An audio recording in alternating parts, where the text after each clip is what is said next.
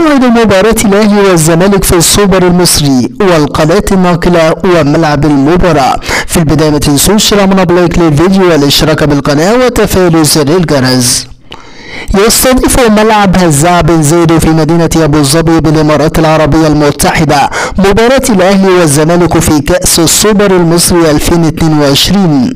الزمالك يلعب السوبر المصري 2022 بصفة بطل الدوري المصري، ويسعى الفارس الأبيض إلى حصد اللقب الخامس في المسابقة والأول منذ 2019-2020. أما الأهلي فيلعب كأس السوبر المصري بصفة وصيف آخر نسخة مكتملة من بطولة كأس مصر، ويسعى إلى التتويج رقم 12 له في المسابقة والأول منذ موسم 2018-2019. أما عن موعد المباراة، موعد مباراة الأهلي والزمالك في كأس السوبر المصري هو يوم الجمعة القادم الموافق 28 أكتوبر 2022 على ملعب هزاع بن زايد في مدينة أبو ظبي.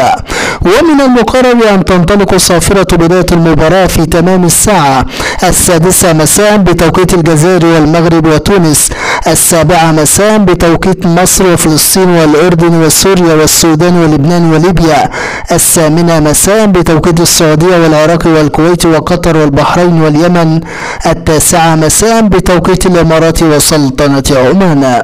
أما عن القناة الناقلة للمباراة، تذاع مباريات البطولات المصرية المختلفة على قناة اون تايم سبورتس حصريا، وستتمكن من مشاهدة مباراة الأهلي والزمالك في كأس السوبر المصري عبر قناة اون تايم سبورت 1 HD.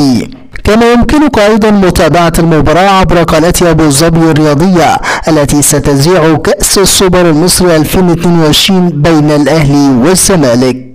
ويتفوق الأهلي على الزمالك في سجل مواجهات الفريقين في كأس السوبر المصري، حيث حصد المارد الأحمر اللقب في 5 مناسبات مقابل مرتين فقط لصالح القلعة البيضاء.